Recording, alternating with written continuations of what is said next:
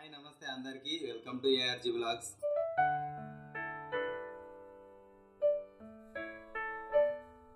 కార్తీక మాసం సందర్భంగా ఈరోజు మా ఫ్యామిలీతో కలిసి మేమందరము కేసరగుట్ట వెళ్తున్నాము.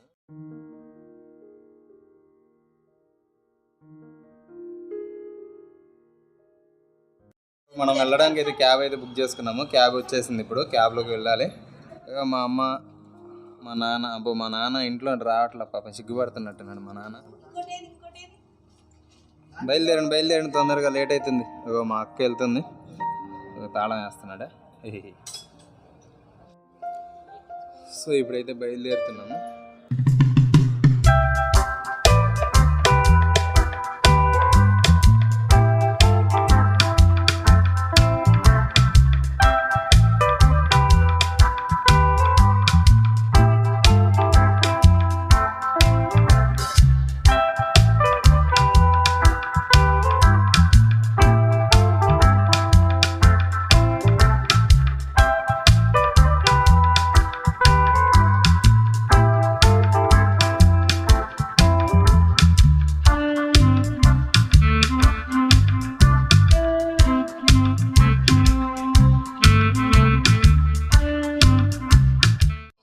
పార్కింగ్ అవసరం లేదు కదా మనకి. ఎంట్రీ అండ్ పార్కింగ్ రెండు. వెహికల్ పైకి వెళ్తుందా? పైకి పెట్టొచ్చా కొండల మీద? ఉంటే మాత్రం కింద నందిబొమ్మ దగ్గర తీసుకోవాలి. అక్కడ ఎందుకంటే కాల్ ఫ్రాక్చర్ ఉంది సార్. అక్కడ అడగండి, మా వాళ్ళు ఉంటారు. ఓకే, అడగండి, నేను పంపించానని చెప్పండి. 50 రూపీస్. మీ పార్కింగ్ పంతులు గారు పంపించారని చెప్పండి. Okay okay. మరి మీరు రాసేయండి సార్ ఫోన్ నెంబర్. అవసరం లేదు చెప్తే సరిపోతుంది. ఓకే అన్న.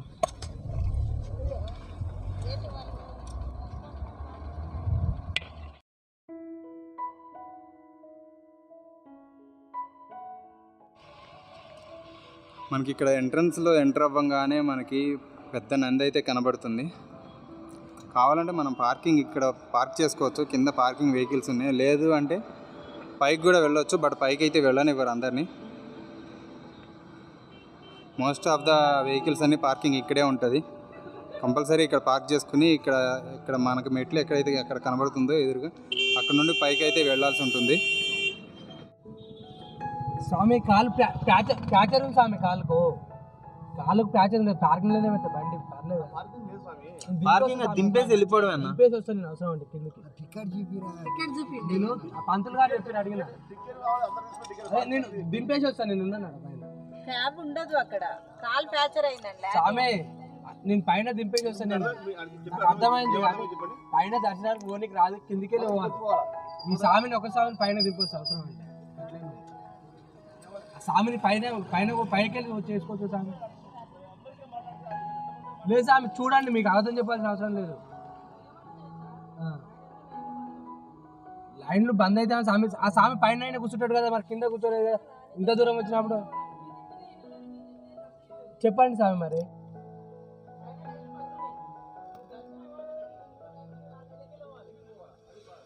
వాళ్ళు కిందికి వెళ్తారు కానీ ఆ స్వామికి కాలు ప్యాచర్. ఆయన చెప్పింది పైన దింపేసి రమ్మని చెప్పింది కదా స్వామి.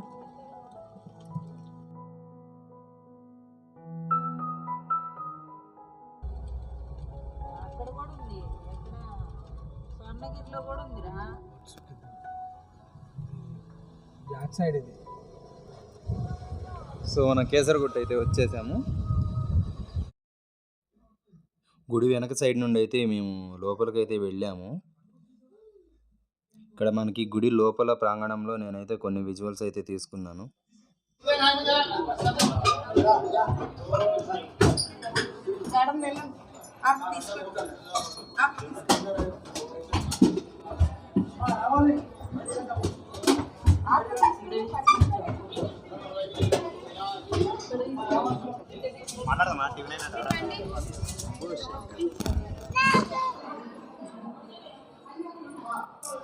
ఇక్కడ పూజారి గారు ఆ గుడి యొక్క ప్రాముఖ్యత, ఆ గుడి ఎలా ఏంటి అనేది మొత్తం వివరిస్తున్నారు.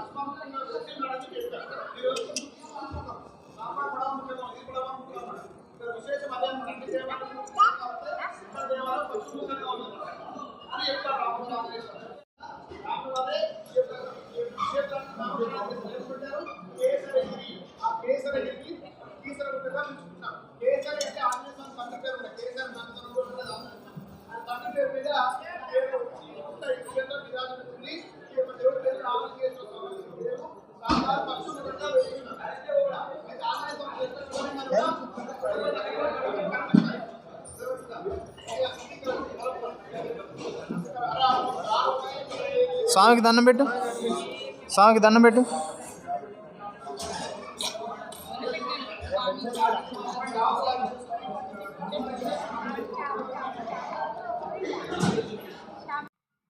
గుడిలో అయితే మా బుడ్డోడు అల్లరే అల్లరి, అసలు ఫుల్ అల్లరి అయితే చేశాడు.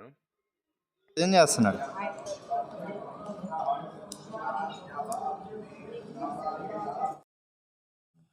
మా బుడ్డోడిని పడుకోబెట్టి పొర్లు దండాలు పెట్టిస్తుంది మా అమ్మ అయితే. అయ్యగారి దగ్గర జాంకాయ అయితే తెచ్చుకున్నాడు మా వాడు పోయి.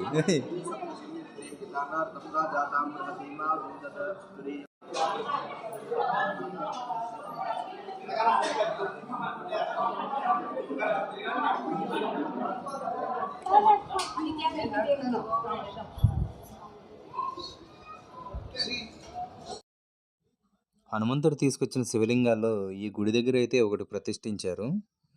శ్రీ మారుతి కాశీ విశ్వేశ్వర స్వామి అని పెట్టారనమాట దానికి పేరు.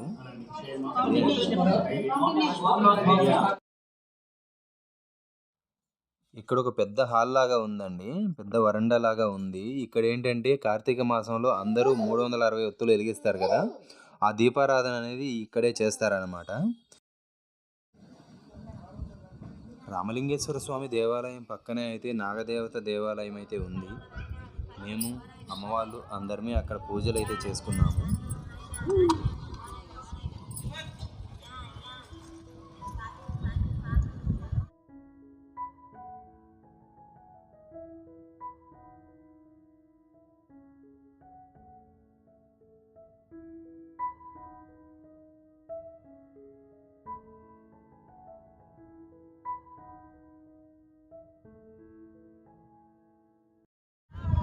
ఇప్పుడు మనం వెళ్ళబోయే ప్లేస్ వచ్చేసి ఎక్కడైతే ఆంజనేయ స్వామి 101 లింగాలను తీసుకుని వచ్చి చెల్లా చెదురుగా పడేశాడో ఆ ప్లేస్కి అయితే మనం వెళ్ళబోతున్నాం ఇప్పుడు. అండి ఒక్కటొక్కటిగా అక్కడొకటి అక్కడొకటి అలా అలా కొండ మీద మొత్తం ఎక్కడ పడితే అక్కడ లింగాలు అయితే ఉన్నాయి.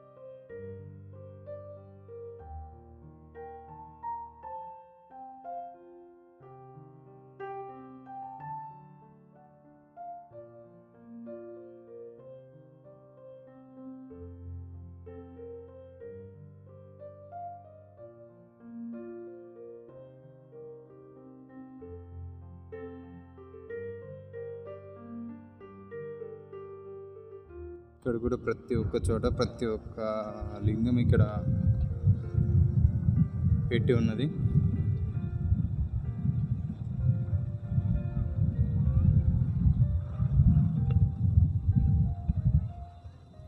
అంటే ఇదే గుట్ట మీద పడేశారు కాబట్టి మొత్తం ఇక్కడిక్కడే అన్నీ, ఒక ప్లేస్ అనేది లేదు నిర్దిష్టమైన ప్లేసు. అలా వేసుకుంటూ వెళ్ళారు కాబట్టి అక్కడ అక్కడ అక్కడ అక్కడ అలా అలా ఉన్నాయన్నమాట.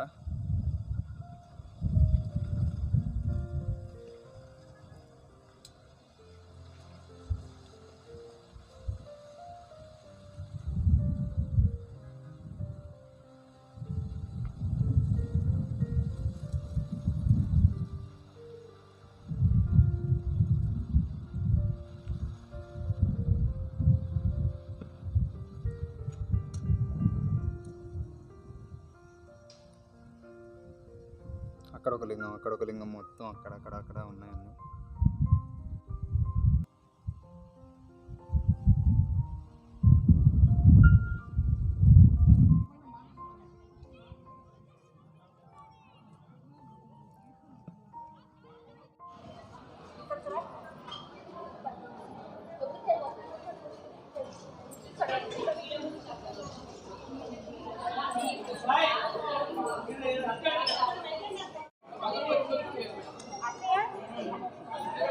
మావాడు ఎప్పుడు కొబ్బరి చిప్పలతో ఆడుకోవడమే.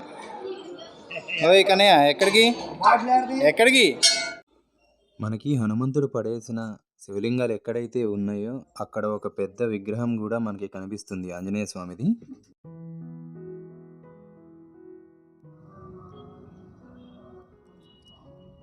ఇది వచ్చి మనకి కొండ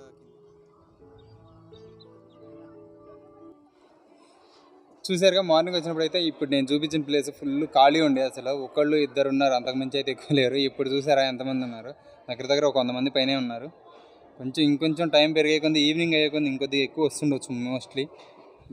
మీకు కనుక ఈ వీడియో కనుక నచ్చినట్లయితే లైక్, షేర్, సబ్స్క్రైబ్ అయితే ఖచ్చితంగా చెయ్యండి.